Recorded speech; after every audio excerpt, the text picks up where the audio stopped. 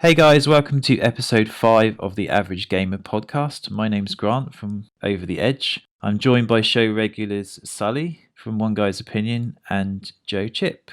On today's podcast, we're going to be talking about why some game companies are shipping games without an ending. We're also going to be talking about what path will VR need to take in future in order to be successful. And the final topic is identity politics and its impact on the gaming community. And at the end of the podcast, we're going to have a bit of a free-for-all discussion on the No Man's Sky controversy and The Last of Us Part 2 reveal.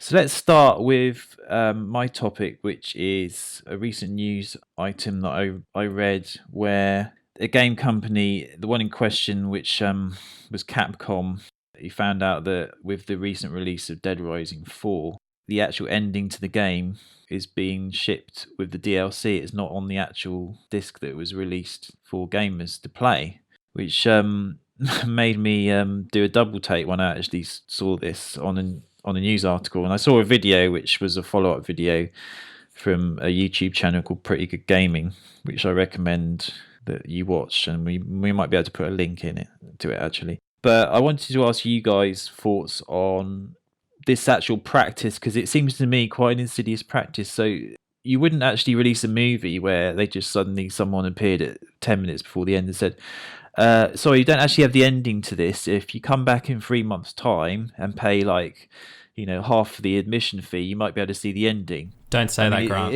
It hasn't happened yet, but it could happen. I'm like, I just find it ridiculous that you can release a game without an ending, though. How could they get away with this as a practice? I mean, this isn't a new thing, is it? I mean, I think this has happened This happened before with the Mass Effect, or one of the Mass Effect games, if I'm right. Actually, happened on Destiny.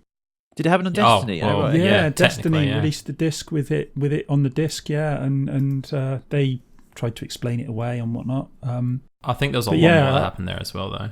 Yeah, there was more going on, I think. But I never played Destiny, so it never really got under my skin too much. But apparently some of the DLC was actually on the disc to be unlocked later. Oh, okay. So that's another issue, which is kind of also a sort of part of this issue, which is locking away content on discs. We've seen that before. Content. Yeah, I think we had DLC rise up and become prevalent and become a thing, and I think it's probably a few years ago, I think we started seeing developers push it a little bit too far, and I could have swore it was Capcom. I might be mistaken, but there was a fairly popular game that released that they did get caught red-handed with DLC literally being on the disc that you had to pay for at day one at launch. Yeah. So it's madness, and it feels like we've gone full circle again.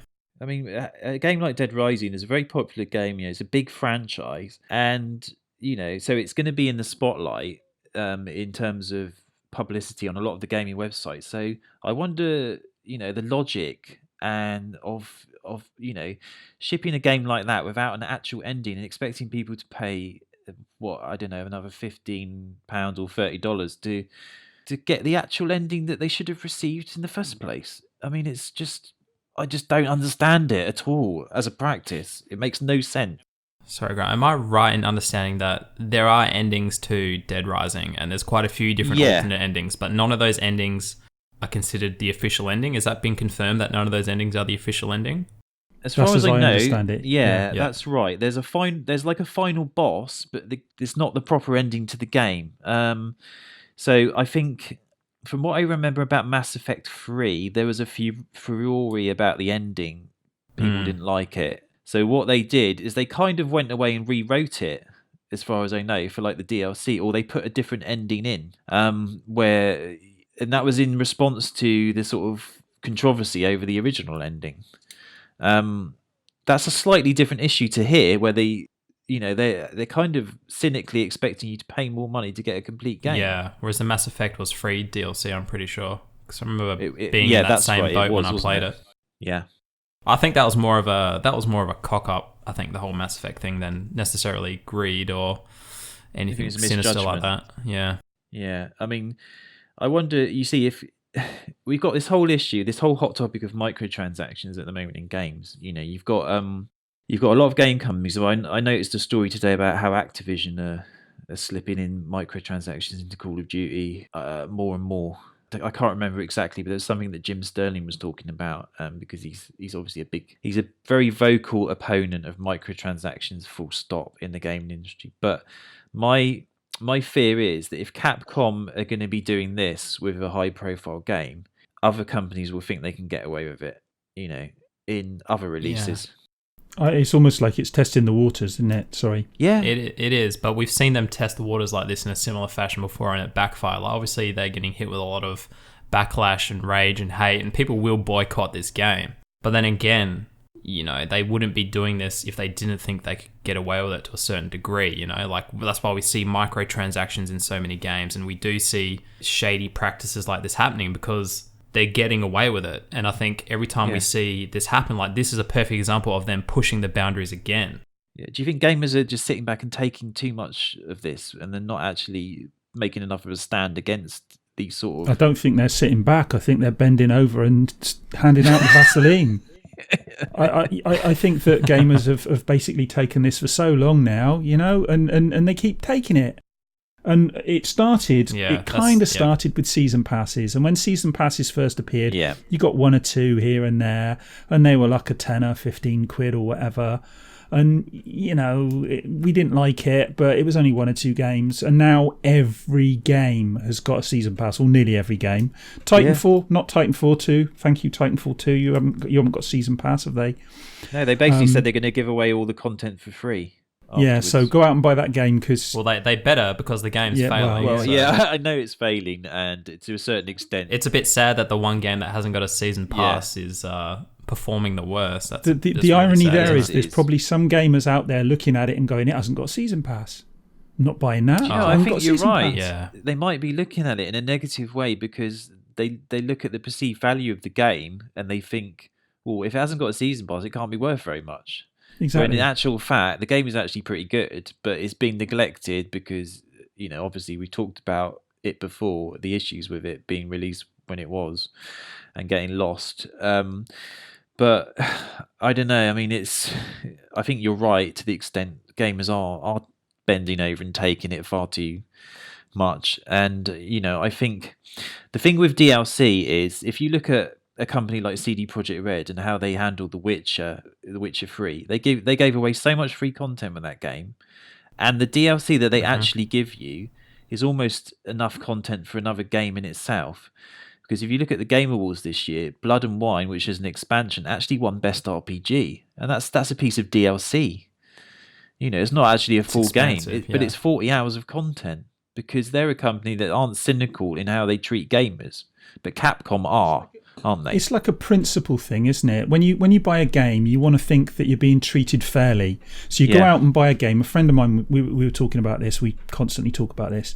You go out and you buy a game, and you spend 50 quid or whatever it might be on the game, and you play the game and you have a good time with it, and you put in X number of hours for it, and you get to the end of it and you've really enjoyed it. And then 6 months down the line, because in that time while you've been playing the game, the developers have been working on the DLC, the add-on content, and then they release the add-on content, and then you pay it if you want to, and you think, okay, that's value added. I don't mind paying for that because they've been working on it since the game came out.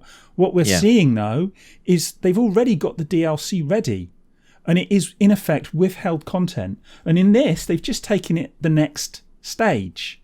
They've said basically, oh well, we're not even going to give you the ending. That'll be DLC, and it's taking the piss. It is taking the piss because when you buy a book and you find the last chapters missing, exactly. Yeah, I mean, if you think about what's the other point I was going to make? I mean, DLC should be an extension to the game. I mean, the whole point of DLC is it should add value, and it should tell another story that wouldn't otherwise be able to be put in the final game. So it should be like a complementary piece of the game. It shouldn't be like Left Behind, like a missing. Last of Us. Yes, exactly. It shouldn't be a missing part of the game, like you put in like a jigsaw piece, just to complete the picture. Just out of curiosity, have Capcom responded to this? Have they given any reason or tried to validate it? I haven't seen anything personally yet. I mean, I'm not saying that they might have done. I mean, it's quite possible, but I don't know if there's been any official response from them yet. But if we find anything, we'll just put the yeah, link down below. we'll so add it people on can go because read obviously it will flesh out sort of the subject, a little bit more. But yeah. This story's probably going to continue, isn't it? So be interesting to find out what happens. Hopefully they'll backtrack, but I can't see that happening. It depends how big the backlash is, isn't it? I mean, they're painting themselves into a corner, and they've been there before. They've been on financial rocky ground before, and shit like this will send them straight back to that same ground. Yeah. It's just, it's madness. It's ridiculous. It makes you wonder who's making decisions at Capcom, Yeah, they've done decisions like, I can't bring any here at the moment because I can't remember them off the top of my head, but they've done shit like this before, and I throw them in the same basket as Konami and guys like the same studios like those. They're just shady, greedy practices. I mean, I don't think everybody's going to try push these boundaries and adopt these same shady practices, but no. We're certainly going to see other people jump on this similar bandwagon. Like, I wouldn't be surprised if we see EA take a stab at this, or someone like those guys take a stab at this. Yeah. It's just nuts. I mean, they've got a big release with Resident Evil 7 coming soon, so it'd be interesting to see what they do with that in terms of the DLC for that game, because that's a big release for them. There's a lot of hype around that game, especially with all of it being playable in VR. It's one of the first big titles to be fully playable in VR.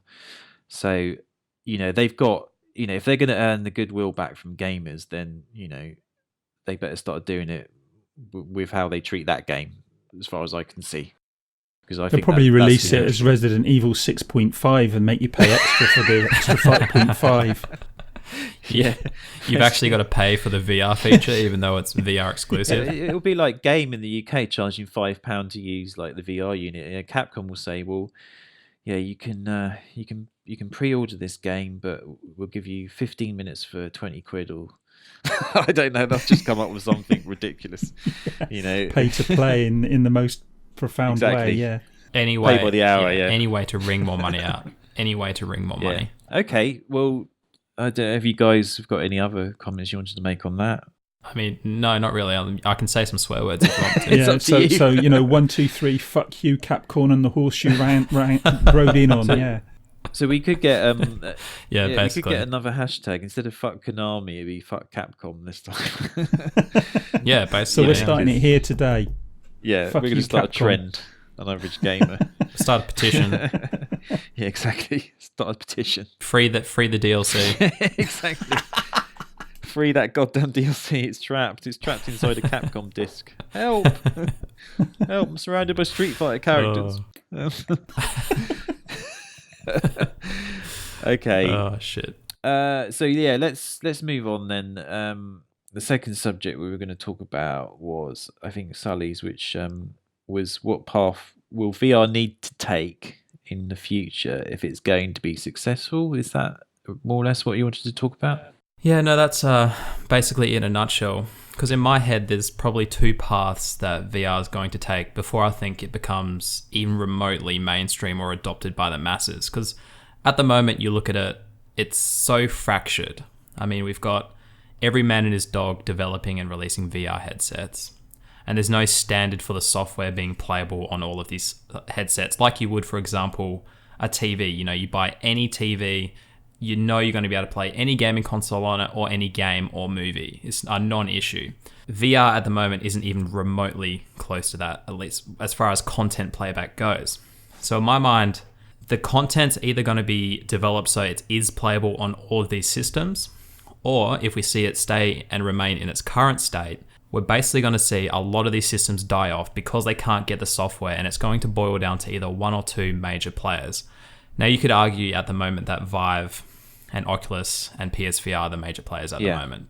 Unless the software opens up and you can play it on anything, I'm pretty sure we're going to see a mass extinction. Yeah. Maybe not in the near future, but it's going to happen. I mean, we see it happen with formats all the time. I mean, look at HDD, DVD, and Blu-ray, and the Betamax and VHS, and the wars between MP3 and CD and tape. We've seen it happen before. Definitely, we have. It's going to happen because it can't exist in this current fractured state. Nobody's going to go out and buy when they do become more affordable, even nobody's going to go out and buy a system if they're not sure what software is coming to it, or if you buy an Oculus, you're not sure if you're going to be able to play the game that's developed for the Vive. Yeah, that might be where Scorpio comes in, because if we do get the deal that looks like it might be on the cards between Oculus and Microsoft, and we do get Oculus maybe bundled with the Scorpio, then we could end up in a situation where you can get the Oculus, you can play it on your PC, you can play it on your Xbox.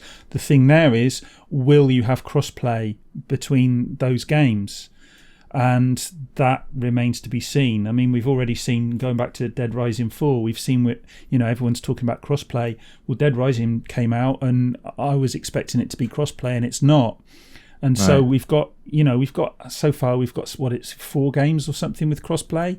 Now, if that happens with Oculus on the Xbox and with PC, so you're getting some games on PC, some on Xbox, and there's no crossover between them, then that's not going to help. If you do get that crossplay, then it may open it up a bit more. I believe they will unify it, because it seems their whole goal and intention is to unify those two platforms. And I think if you roll VR into it, they'll unify it. They have to. I think that's absolutely logical.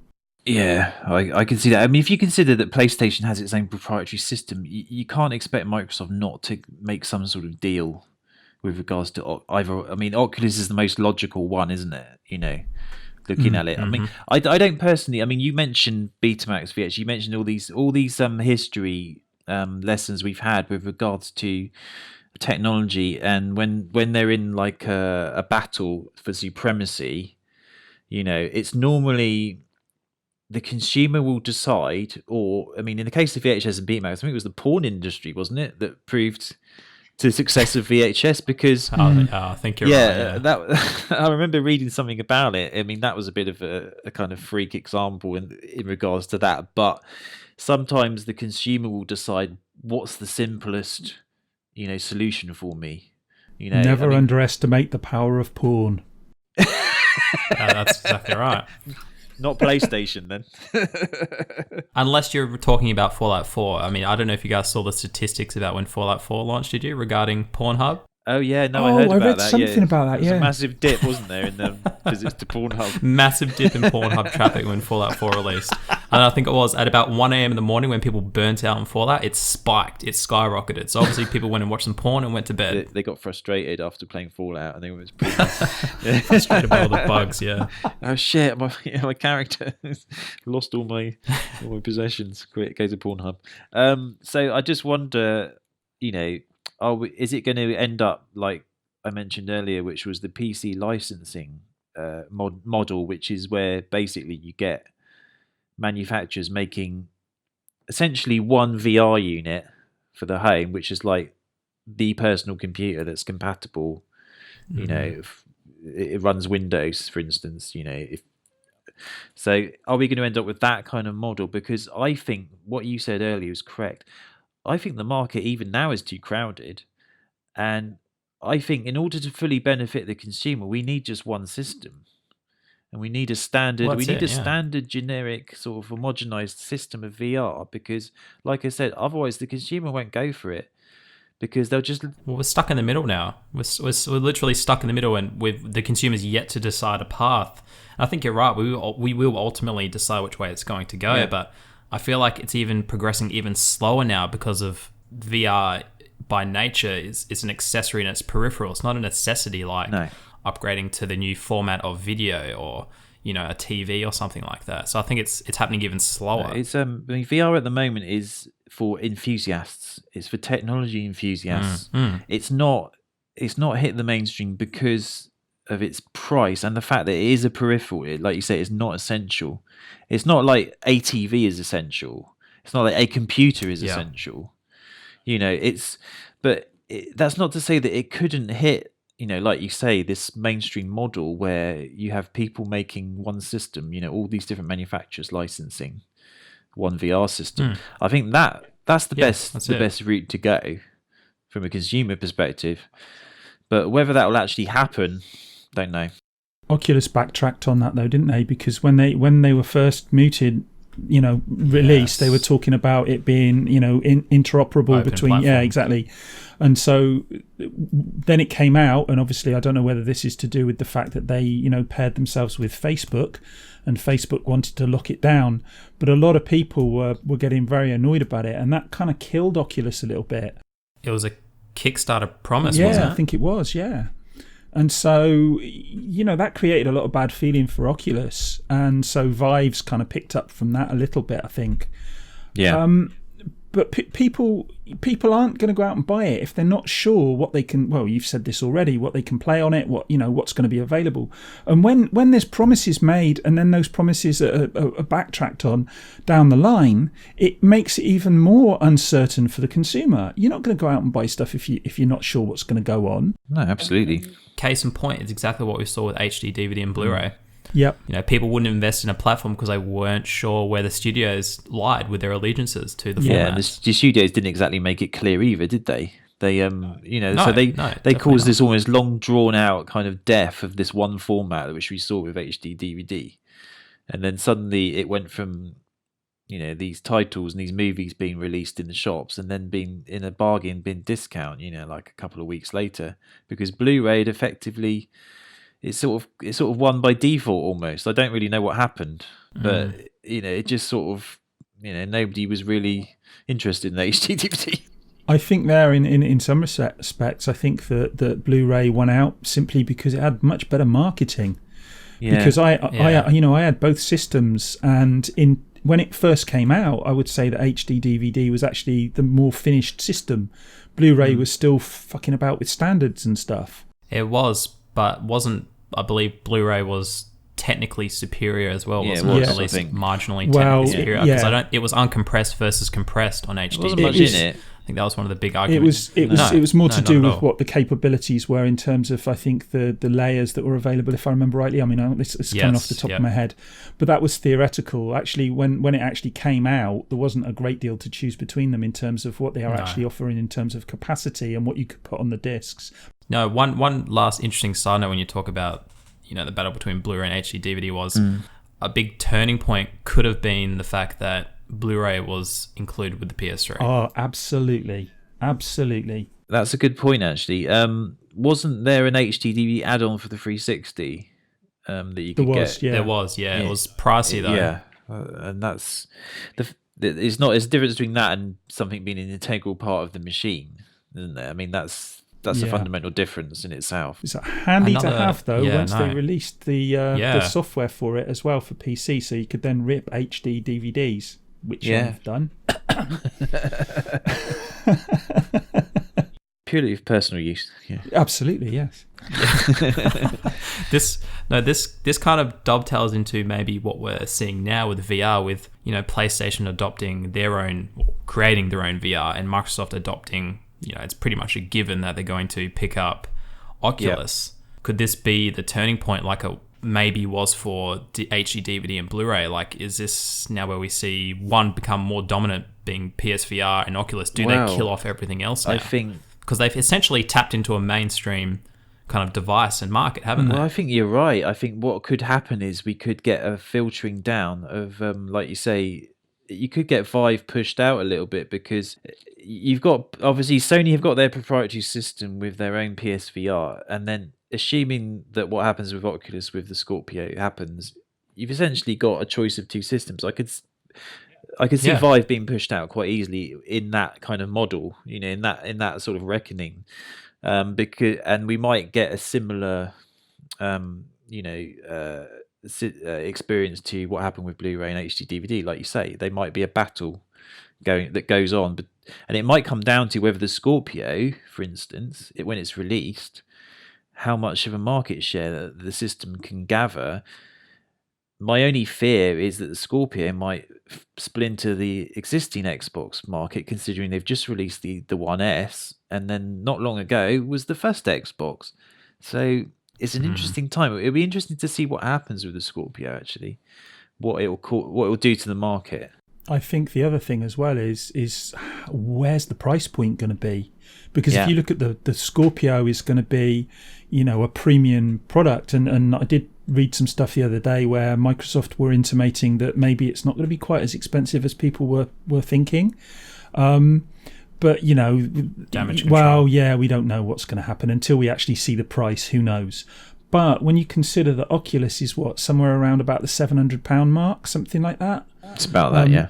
Well, if they're going to, how expensive is a bundle going to be? Yeah, exactly. You're talking, in excess of £1,000, So, how many people are going to be able to go and buy that? And you're ending up with Connect all over again, and the bundle situation there. Where people weren't buying it simply because it was £100 more. Yeah, absolutely, and less powerful. Yeah, powerful. Yeah.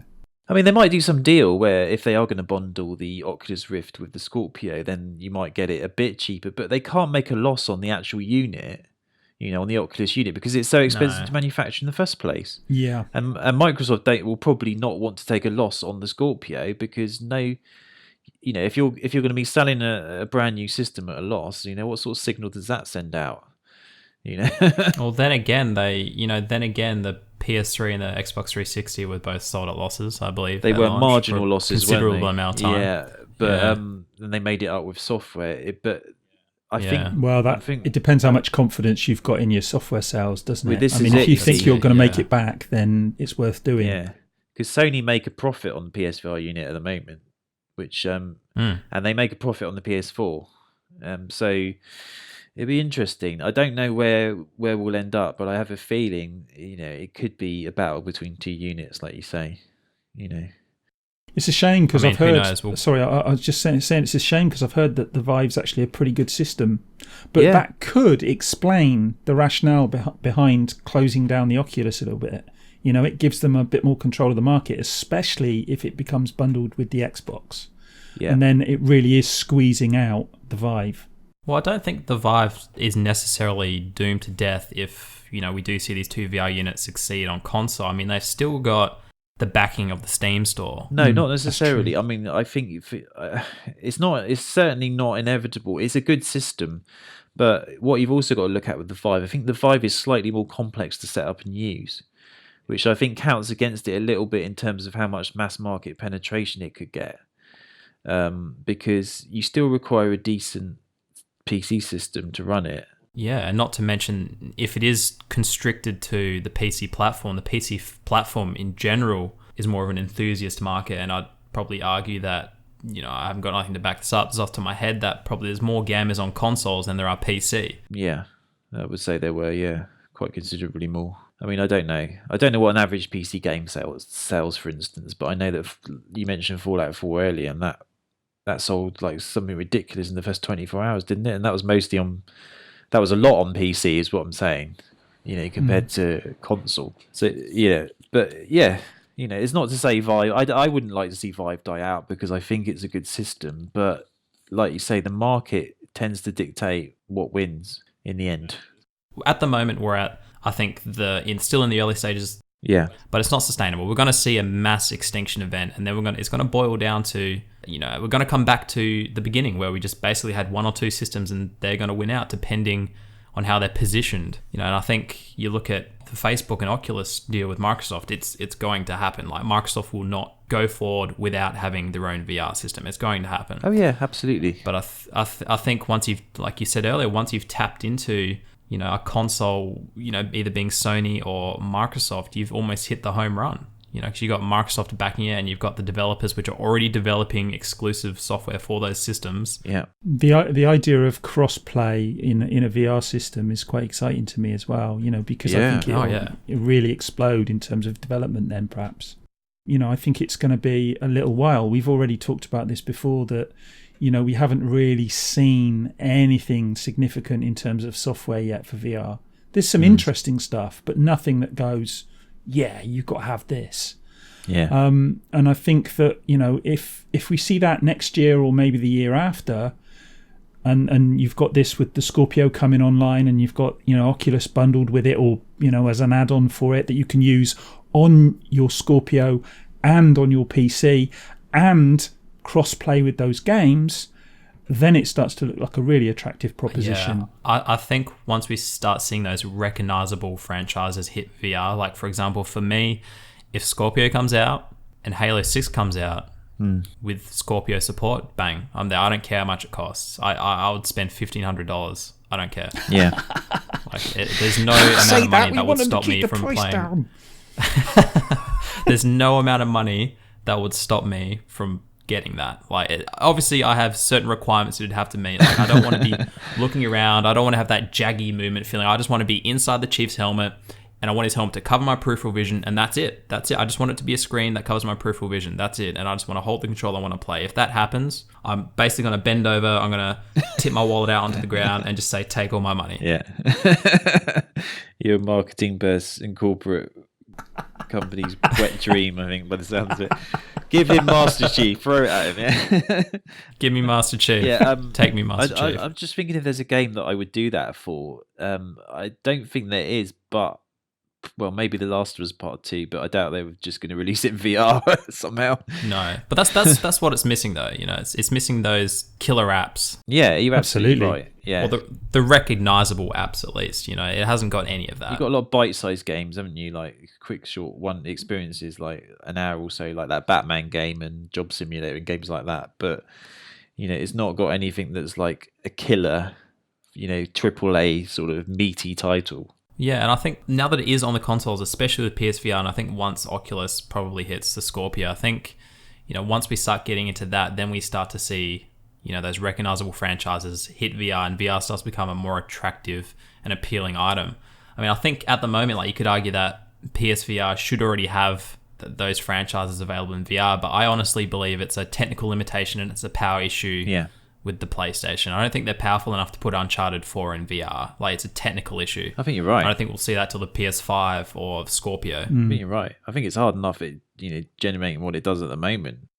I was just going to say, do you remember when they were talking about Vive, when they were talking about the Vive coming out, and there was all these rumours going around about we were going to get Half-Life VR. Did you hear any of that? There was all this talk that, Half-Life's going to come out as a VR game and it's going to be a big thing. And well, nothing. Valve might have missed the boat. I mean, that would have been the perfect opportunity to see Half-Life yet again pioneering, a new way of gaming. Or Half-Life Free Believe. It would have been amazing. It would have been. People would have been like, well, people certainly in my generation, the jaw would have been on the floor. I would have. Well, you say about bending over and opening your wallet and saying, take my money. That would have been that for me. It would have been like, I'm buying a PC. I didn't have a PC at the time when that was announced. I would have been like, right, how much money have I got? I'm going to buy a PC, I'm going to buy a Vive, and I'm going to buy Half-Life 3 or Half-Life VR or whatever they were going to call it. And that would have been a done deal for me because, I have built PCs in the past for a particular game. It's not something new for me. I've done that actually. Yeah, there's loads of people who've done that. And if you come out with a killer app like that, basically the market's there for you, but there's nothing there. If we keep going over the same ground, I suppose, but they just haven't released anything that makes you salivate like that makes you just want to say, take my money. This is what I'm waiting for. Yeah, and it's probably in line with the way, with the current market penetration being sort of relatively low, we probably won't see that title for a while, until it builds up some momentum. But then, like we say, the whole point of this discussion is to see where it's going to end up, because we don't know. No, it'd be interesting. Be interesting to see where it does. But who knows? I mean, we could be completely wrong. VR might completely die when Nintendo Switch comes out and everybody drops VR and they want to build a Nintendo Switch. That's true. Yeah. That's definitely likely to. Anyway, that's hold on a minute. I just got to go and hook the pink elephant out my bathroom. Sorry, there's just a pig flying past the window. There was some announcement about the Switch, I think, earlier today. There's a presentation on 13th of January about it. Switch VR. Switch Fitness. Sorry. That's maybe a future episode topic, Switch VR. Who knows? I'm fairly sure the only way you can get in contact with Nintendo is if you write them in mail. I don't think they know what the internet is. I think there's a lot of things they've failed to embrace. So I think you should write into them, Joe. They don't know what I reckon, no, maybe they're developing some of those games that you used to have back in the past, where you sort of write to people what you're doing next, and you send it in the post, and then they do the next bit, and then you send it in the post. I think there's a future there for Nintendo. Yeah, exactly. Yeah, there's a future there for Nintendo. They've definitely missed the market chance there. I think we've covered that subject and gone off on a few And tangents. And Nintendo, yeah. If you didn't actually, Again, if you're tuning in and you know, this is a bonus segment on Nintendo that we're just talking about. So the final topic that we were going to talk about, which is an interesting one, is Joe's, which is identity politics and its impact on the gaming community. So take it away, Joe. okay, yeah, this is it's just a bit loose on this because there's Disable the comment section. Yeah, absolutely. Yeah, I'm not going there. You've thrown me off now. Let's see. I've been looking at the conference, the PSX, the other day, a couple of weeks back now, and the thing that struck me, and I've been looking at these for a few years now, and every time I watch them, I think to myself, this is like a bloody cult. This is like, or one of those pyramid selling things where everybody who comes on stage is cheered and whooped, and if you get Sean Layden comes on and everybody is clapping, and I swear if the guy dropped his trousers and took a dump on the stage, they'd still clap and whoop. Sorry. And it's funny and everything, but then you listen to what they're saying, and it's just kind of market speak and all this kind of stuff, and people are lapping it up, and you look at people's eyes and it's like they love this guy. They're in, and it's the first person I really saw this with was Steve Jobs from Apple. Oh yeah, definitely. I was saying this to you before we started, that we started off with the kind of lifestyle marketing. And then it kind of moved away from that and it moved on. And this is the kind of next progression whereby these companies are trying to make us buy into not just the product, but the company itself. Yeah. Where we're investing ourselves in it, almost like, and I've touched on this before, almost like a religion, like some religious cult that we become utterly invested in. Yeah. And that leads into the fanboy thing, where people are arguing over the most ridiculous stuff. Like, I had one guy the other day when I was doing the thing on the PS4 Pro, and I happened to mention, which was you mentioned to me, Grant, that when I did the unboxing, it looked like there was a speck or dirt or something on the actual front of the console. That was me. And it was actually, Sully. oh, was it you, Sully? Sorry. Yeah. And what it was actually the on button and the eject button. And I mentioned this in the video, and this guy got really upset about it, and he started going on about how it was, there's nothing wrong with the console and it's a perfect console and everything. I'm thinking, I only happened to to mention it in passing. It wasn't a big deal. And, so we've got these people investing so much into a piece of plastic. And I think it's an element of the whole identity politics that we get on the net generally, where people have to belong to this group, and anyone else who doesn't belong to that group and doesn't hold with that viewpoint is an outsider and has to be kind of shunned. So I honestly believe it comes down to human nature a bit, because you look at people that join these groups, and especially in real life, like cults and religious groups and stuff, they're looking for a place to belong. Yeah. And I think that can translate easily over to anything, especially like gaming related stuff like PlayStation and Xbox, especially when you're having so much advertising being pumped down your throat as well. It just kind of amplifies it even more. I think actually, just to sort of what you were saying about people feeling really invested in the company, I think what Sully's saying is true. They do want to belong, and also they have such. What's happened is, as society's become more secular and less religious, they almost need an outlet for their energies, because they don't have that spiritual outlet that they would have through religion. What you're finding is that they will attach themselves to these corporations and ultimately to these brands. So you've got this effect that Apple proliferated, where people become so invested in the brand that they become evangelists for that brand, and if you dare to attack it, they get very, very defensive, because they've invested so much of their own personality into that brand that they feel incredibly insecure if you attack that brand, because it feels like you're attacking them. because what that corporation done is they've manipulated them with marketing in order to... It's designed to do that. In order to create this army of evangelists. So eventually the product sells itself because people just talk about it to their friends, and then they talk about it to their workmates, and then it proliferates. So Apple, perfect example. Apple don't need to advertise because everyone advertises their products by waving them around every few minutes, you know.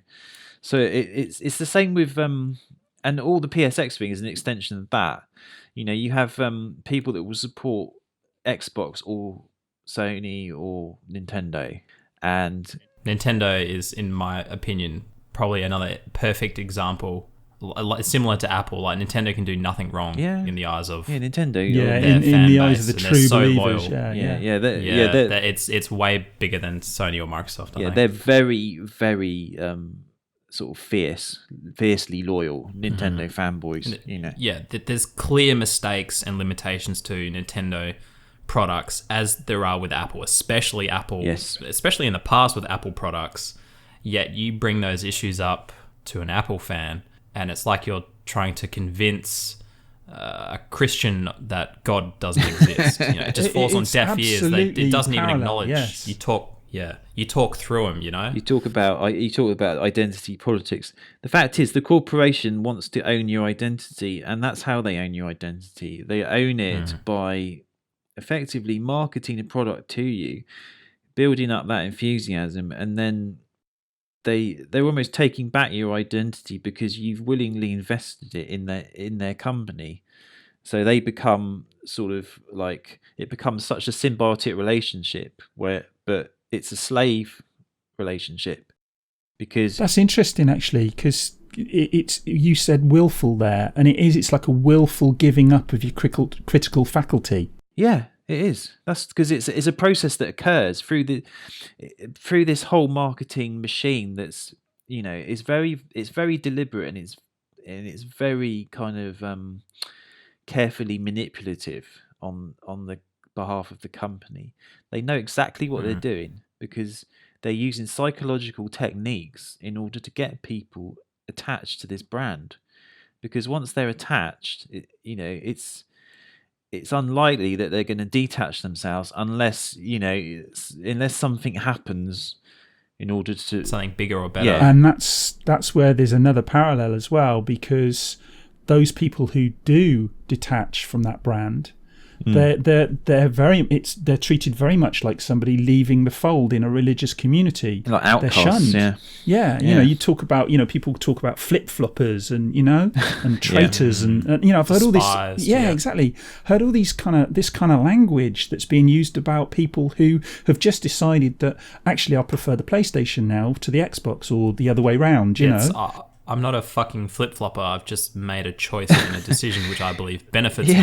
I'm sorry. You know? Exactly right. But that's because you've got critical faculty, whereas these guys haven't. You know, you're able to make a decision and a choice based on what is best for you, and you don't have to impose that on other people in order to enjoy it. You can enjoy it quite happily on your own, or playing with your friends or whatever. You don't have to force everybody in your family to do exactly the same thing. Yeah, that's it. But if you are someone, everyone eat carrots. Yeah, exactly. I don't know if you've had this experience, but I in the past I used to ask people, well, why have you got an iPhone? This is before I got, I've got one myself, but it's an older model, so I'm not exactly an evangelist for Apple. I would say to them, well, why did you buy an iPhone? And some people would say, the most common answer I had was, well, I don't know. My friends have got one. It seems like a decent phone. They don't really have a proper reason why they... I've asked that question many times myself, and the reasons I usually get boils down to aesthetics. Yeah. And they've been told it's easy to use. They've been told it's easy to use, except they've been told, Is that their actual experience of it, though? No, and it might be. They don't have an opinion on it. They're just being led. I'll never forget what really kind of blew my mind up was when I think it was the last iPhone that came out, and it had that issue where it would bend. Supposedly, I'm not sure if that was actually true. Well, no, I'd seen him firsthand. I'd seen like people that I worked with had him, and he actually showed me his bent iPhone. They used to say, it only happened if you wore skinny jeans or if you put it in your back pocket, it'd bend. But no, my mate just had it in his side pocket, loose jeans, it bent. it bent. You know, I'd seen a few of them at work, and I'll never forget, like, people that were talking about buying this phone. I'm like, you know, it has an issue where it bends, right? Like, its chassis isn't strong enough. It bends relatively easy if you even accidentally sit on it. But no, it didn't seem to matter. These guys had all the previous phones. Yeah. It didn't seem to matter. They didn't care. They're like, well, I just have to be careful with it then. I have to be careful. I'm like, well, don't buy it. Just it's stop. Like they filter out the negative stuff because they've been brainwashed by the brand.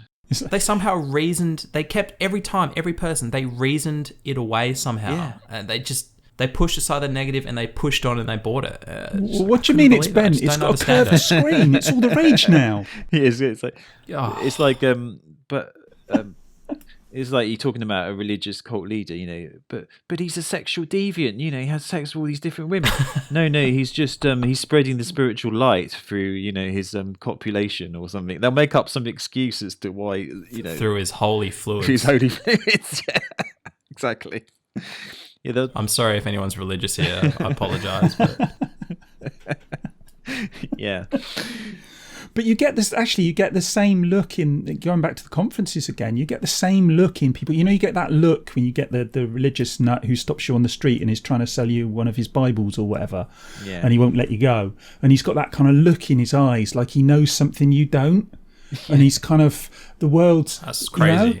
Yeah, it's a crazy look. It's the same look you get in the eyes of crazy people, and you get that in the eyes of some of the people at these conferences, and they're looking up like they're in love with something. Like what? They're in love with the black box that's just been shown on stage, or the phone, or or whatever it might be. And you just think, I think that's to do with hype as well. Like, I've talked about the hype train a lot. You know, they advertise these reveal events so much, and obviously the people that are going to these events are already passionate about these products and brands. Yeah. And they get off the hype train at this event. Like, that's the pinnacle, the climax of the hype. I mean, the event do their best to hype the people up as well because of the way they create that whole atmosphere to make it, you know, like conducive to sort of this hype, sort of, you know, this hype atmosphere. They create it within the conference hall is what I'm trying to say.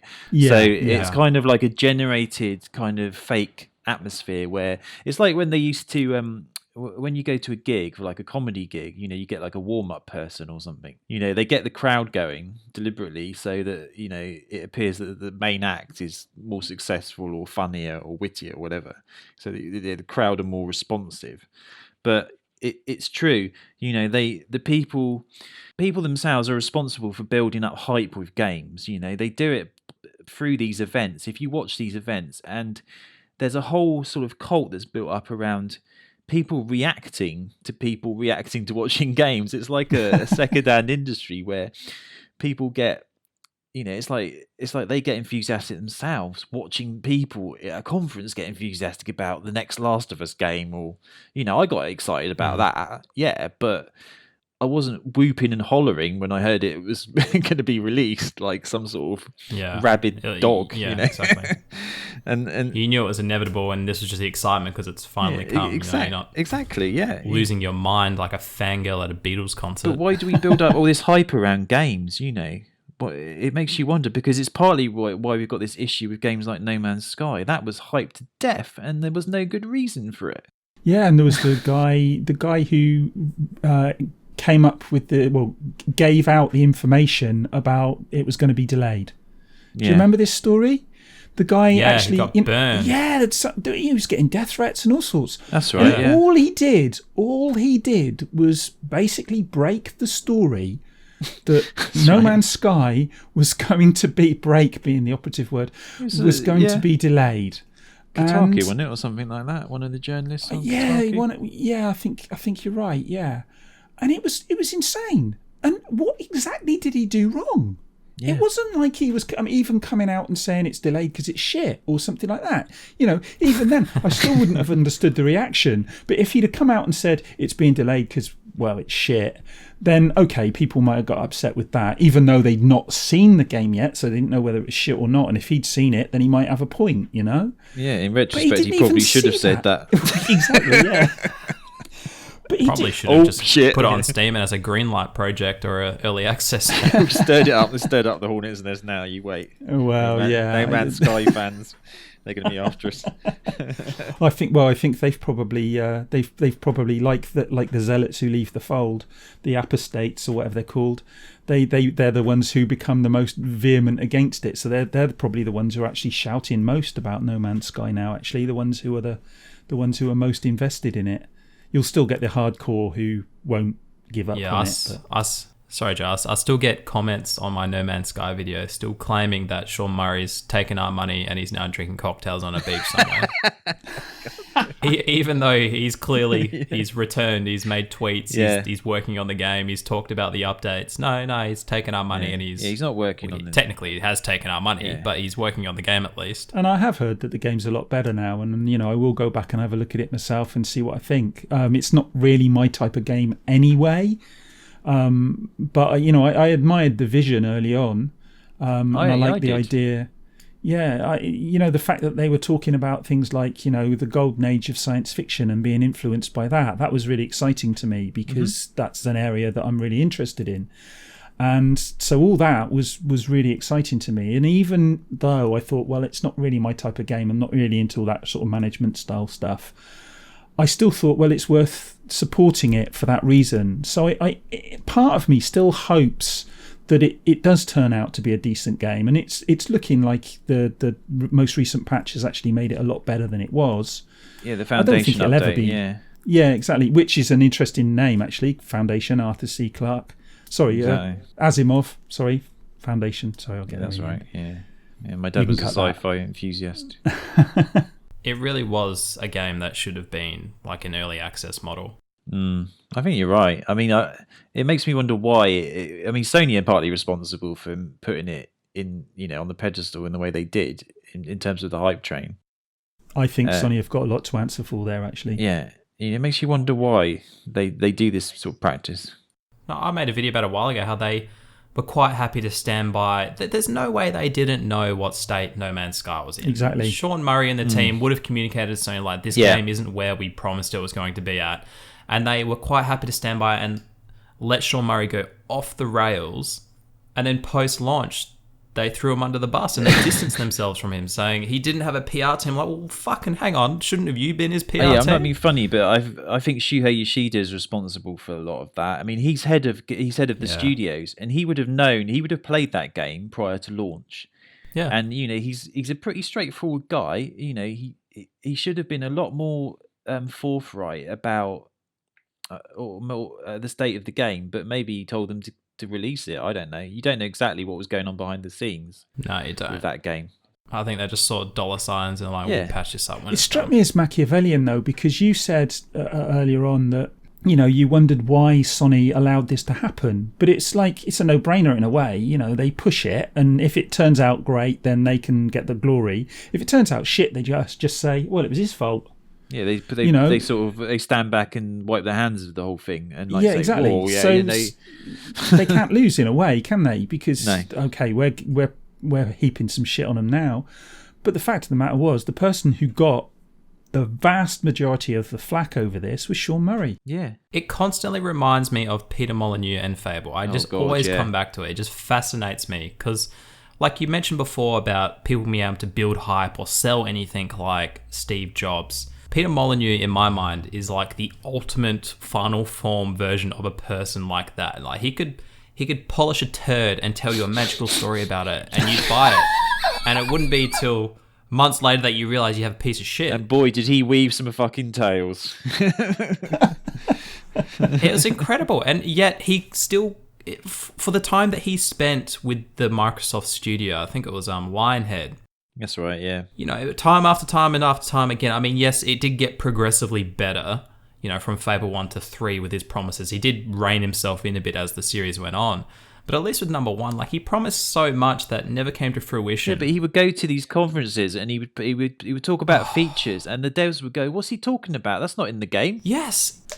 And this is exactly like Sean. It's exactly like Sean Murray's. I guarantee Hello Games were going, "Fuck me, like, please stop, please." Stop opening your mouth. Not. And yeah, it's got multiplayer. Yeah, definitely. I mean, I don't know if it's like it's the time that we live in. Maybe like everything's so more transparent and it gets around quicker on the internet, and flame wars start up quicker than what it was when maybe Fable 1 came out. Like maybe if Fable 1 came out today and Peter Molyneux was spitting all these dreams and magical fairy tales, maybe he'd be in the same boat. I don't know, but I just don't understand how he kind of got away with it, yet Sean Murray's his career's probably over. I don't think we're going to see him again after No Man's Sky. I don't know that Peter Molyneux did get away with it because he lost. I mean, I would recommend you go and watch that 4-part documentary that I mentioned before on him. I watched that. You did? Because I watched that, yeah. Part of that, what was said in that documentary was he lost a lot of his key developers that were working on Fable because they got fed up with him after a while. Yeah. And also, he basically lied through the whole Kickstarter campaign of Goddess. He took nearly £500,000 from people and did not release a finished game. So effectively, he's taken people's money, and I think he's finished. Effectively, he isn't really working in the game industry, not directly. He's working for Microsoft, I think, in some capacity. And what that when I said like he got away with it, I meant more immediately after with the Fable series, where he's going to lead into the whole 22 cans debacle, because he kind of disappeared for a little while after Fable. When he left, and I can't remember where he went. I think he didn't immediately go into the 22 cans project. I think he was doing something else in between. But then it kind of he was like head of Microsoft Studios for a little while in Europe. Yeah, and then it kind of after it kind of everything kind of his bad ways and habits that he'd built up just blew up in his face completely. Absolutely.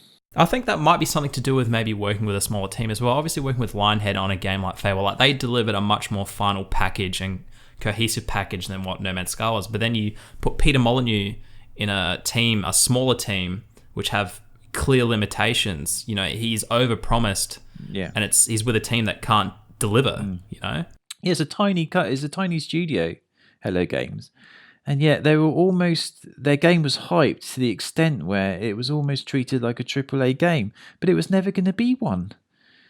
I mean, it's from a small studio with like how many people? This is what I don't get, you see. Credit. Yeah, I don't get that. I really don't understand. Credit to the team, I think. Yeah, it is credit to the team, the capability. I mean, technically, No Man's Sky is very impressive. I just personally found it... Visually as well, it looks like a AAA title. It does. An indie AAA title. It has this 60s, like Joe was saying, sci-fi aesthetic, which is really interesting. But I just found it really empty and dull to play. But that's not to say that they can't make it a good game, because they can. They can add to it, and it's like the Division now. The Division is getting this. It's just got this survival update, which has changed the game, and a lot of people are going back to it. But it's games can be. I know we've gone off topic a little bit, but games can be rescued from sort of because of the way the games industry works nowadays with patches. It's not like in the past with cartridges, where once you release the game, people that was it. Games all the time. Yeah. If you had... And look at Evolve, like it went from a $60 game to it kind of died off because it had lacked content. The overall premise and idea of the game was fantastic, but because it was too expensive and it had limited content, it didn't sell, so it went free to play. And I don't know if that's necessarily helped. I know people that still play it, so it's still living. It didn't actually so much evolve as devolve. Yeah. Good one. So is there anything else you wanted to cover on your subject? No, I think that's fine for now. I think to be honest, it's a huge subject and we could go into a whole nother area with it, but that's basically what I wanted to talk about, because it's something that's been fascinating me, and I think it tied into the stuff with The Last of Us as well that happened the other day. But I could go into that. I've just finished doing a video on that, and it nearly killed me trying to do that, to be honest. Is that on the announcement of the part 2 you're talking about? Yeah, exactly. Yeah. And the response I saw. I won't go into too much detail because, like I said, I've done a video on it. But sure. I saw one specific response that really, really got me interested and got me talking about it, because I couldn't believe the reaction people were giving it. Oh, a girl. I'm going to be playing as a girl. I can't do that. I mean, well, Sully covered it in his video, and then I've made my own comments on it. But it's interesting. We've all done a video on Last of Us, but I personally don't get. Why is it suddenly an issue to play as a girl? I mean, did people forget the Tomb Raider games, Metroid? I mean, we've been doing it for years. It's not like it's suddenly a big thing. Because it's with a series that previously had a male lead, and now obviously, I think generally from my perspective anyway, you don't see many series change up its main character from who you play as. But you did play as Ellie for a portion of the first game. Yeah. No, I agree. I don't disagree with you either, Grant. Yeah. Like I mentioned in my video why I took issue with it, and I think I had valid reasons. Like, you I'm did. certainly not a sexist, No, you and did. I don't hate females at all. No, I don't think you are. And you did put across quite well why, to be fair, why you had issues with it, and your issues were legitimate. Definitely. Yeah, I didn't actually even necessarily, when I heard it, like, I was actually disappointed myself, and I didn't understand why until I actually really thought about it and dug into it a bit more. Yeah. I wonder how many people have taken issue with it, but they also don't understand why. I don't know. I think to be honest, I think true fans of the series won't be bothered at all. But I think there are some people that might take issue with it because they've got their own issues personally with playing as women in games, and that's not really good. They're not going to be persuaded otherwise. No, yeah, exactly. Which is what I covered in my video. I think that's a very negative positioning. I haven't watched your video yet, Sully. I told you for because I didn't want to watch it before I finished my video. Yeah. But, it's just like a lot of these issues. There will be valid reasons for not wanting to play as that character. And you just touched upon one of them with, the idea that we're used to playing as Joel. We don't want to play as Ellie because we're used to playing as Joel. My counter to that would be briefly that, well, as you said, Grant, we did play as Ellie in the first game anyway, to some degree. But those are reasonable arguments, and we can talk about that, and that's fine. It's when people start coming out with things like it's a bloody communist conspiracy to feminize us. Yeah, that just drives me up the wall. I'm sorry. I just think that's just fucking ridiculous. What I want to finish with as far as like my issue with playing as Ellie was, like you mentioned, true fans of the series will be looking forward to playing number 2, whether you're Ellie or not, which I just want to make clear that's where I'm currently at the moment. Yeah. Like, I'm looking forward to it. I want to play as Ellie now that I've had a chance to dive into it and think about it, because I think it offers a huge like design aspect that interests me. Like Naughty Dog themselves, I believe, dove into the fact that you're not going to be playing this game the same time that the same that you were the first time around. I think it offers a very interesting future and path. I want to see where it's going to go rather than just playing as Joel again. Yeah, I mean, from what I understand, I watched a little bit of the actual conference at PSX where Neil Druckmann and Ashley Johnson, I think, and Troy Baker, the voice actors, were sat in a panel. And Neil Druckmann said the first game was about love. It was about love between Joel and Ellie. It was about how that love developed from this sense of mistrust because he didn't initially want to take her across the country, but eventually became so attached to her. The story. And then actually had a game with a backstory and reasons for exactly in motivations of characters. And I mentioned that in a comment exactly. on Sully's video. The characters had certain motivations. The second game, he said, Neil Druckmann, is about hate because for whatever reason, we got this little glimpse through the trailer of Ellie. Obviously 4 years had passed, and people were speculating whether Joel was actually dead or not. And I don't actually think he is, but I understand why they drew that conclusion from watching the trailer, because there's subtle hints at the way he appears sort of out of the light, for instance. I actually don't think, because I think that's too obvious. I don't think Naughty Dog would do that. But if it take a lot of balls to kill off a character like that in a series, it would take a huge amount if you of wanted to balls reuse him to later. do that. Absolutely. And I think because this game, because of the way the first game ended, I'm not going to spoil it, but we all know how it ended. I think it's a natural progression to move on to Ellie's part of the story and her being the focus, because it's her journey almost from now on. Passing on the baton and the torch. And I always say, be surprised. Sorry, go on, Grant. I always say what they're doing. Naughty Dog always do things that make the most sense for the story. They don't just deliberately do things out of some SJW or like communist conspiracy, to feminize the world. It's because they're doing it from the story, because they are about story and narrative. They're a studio that is very concerned with making games that are a cinematic narrative experience. That's what they do. If they were so concerned about the whole social justice warriors movement and all this equality crap, would they have made a character like Nathan Drake, who's your cardboard cutout. Yeah, he's Indiana Jones. Superhero, white Caucasian male. Exactly. No, they wouldn't have. They're doing what they want to do. Yeah. They got a hell of a lot of stick for, in The Last of Us's DLC with, the kiss between Ellie and, she happens to be a gay character. There's been gay characters in games before. Gone Home, it was all about that. So it's not like Master Chief's gay. Spoilers. You heard it here first, guys. Oh my god! Quick! Oh no, you've just lost Microsoft. I don't want to make light of it, but you're right, Grant. You're right. You've just lost Microsoft a whole load of people playing Halo now. You know that, don't you? Exactly. They're going to sue you. But the thing is, for me though, who cares really? Yeah, exactly. If the character's gay and there's a reason for that in the story, and if you look at that scene in Left Behind in The Last of Us, that scene is a really touching scene, and it gives you a whole load of backstory about Ellie, and the whole DLC I just think is just brilliant piece of storytelling. I think it is. I was playing it again today actually, and if you just look at that and you take it as story and you just accept it as a well-written piece of work, and don't kind of put all this other crap into it, then it's just a brilliantly written little vignette telling you about a character. And we get that so rarely in games. We should be celebrating it, not bloody getting annoyed about it. Exactly, and you've hit the nail on the head. Naughty Dog stand out because they're one of the few developers that really, really care so much about story. And let's face it, the majority of stories in games are just fucking rubbish. They're not worth the paper they're written on.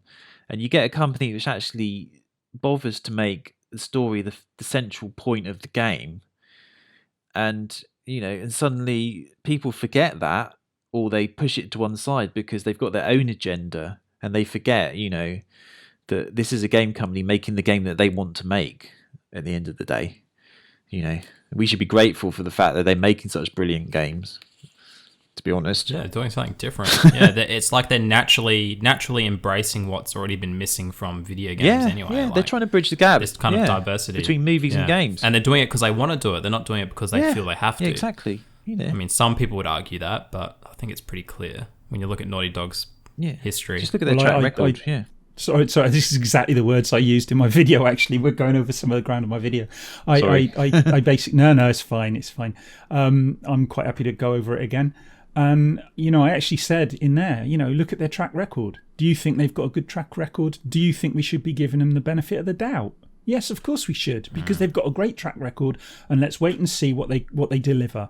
And if it turns out to be shit then, which it won't, let's be honest, it's not going to be shit. Well, it sounded like a fanboy now, but the chances of it being utterly dire are pretty slim. Confirmed. I'll give you. Joe is a Sony pony. Yeah. Sony pony. Yeah. Right. I'm gonna record that, and I'm gonna send it to my mates. I think I'm an Xbox fanboy. It's like Neil Druckmann said: "Just trust us. We'll deliver the right story for you." And they haven't really let us down yet. So why should we believe they're going to now? Yeah. No, and they could take a misstep, but hey, that's part of the creative process. Yeah, companies do. Yeah. Oh, it's going to happen eventually. You can't stay up forever. You're going to have a misfire eventually. Yeah, I saw a video on it or an article on it once. When it's something along the lines of when a Naughty Dog gonna fuck up, and it was like it's the shortest article ever. I mean, it's like they're not. Is the answer. I don't know. Maybe if they decide to license and create Crash Bandicoot again. I don't know. Yeah. Well, their remastered's coming out, isn't it? So that's true. Yeah. If they go back to Jack and Daxter. Well, I'd be actually, I'd be interested to see what they could do with a series like that now that they've had this kind of experience under the belt. I think could they flesh it out into something more, it's an interesting maybe story. More mature? I don't know. I don't know if you know, but The Last of Us appeared because they were actually trying to make a Jack and Daxter game, and they were finding that they couldn't find the right tone. They tried to make it darker and more serious, and they initially started these design ideas for Jack and Daxter, and it turned out they ditched it entirely because they wanted to make a different game. And so Neil Druckmann came up with this idea from watching this BBC documentary about this sort of virus, cordyceps virus, that spreads between insects. And suddenly the whole thing gestated into The Last of Us. It's interesting. If you watch Grounded, the making of The Last of Us, it's on YouTube. I'll have to check that out, actually. It's really interesting. It's called Grounded. It's the making of The Last of Us. It's a documentary. That'd be really worth We'll watching. link that down below in the description as well. Yeah. Great idea. I've watched I'm it going to have to pay attention to when I'm editing a this. couple of times, and it's a really well done documentary, actually. But if you're interested in games...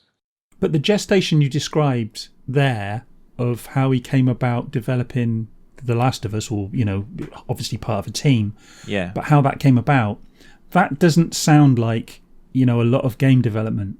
That sounds more like the sort of development you would get from somebody who was going to create a book or something like that, because it's a process that goes on outside of the pressures to produce a product. Yeah, definitely. Something that was outside. They were trying to do one thing. He came up with something completely different, and that's probably one of the reasons why it's such a valuable piece of art. And I would describe it as a piece of art.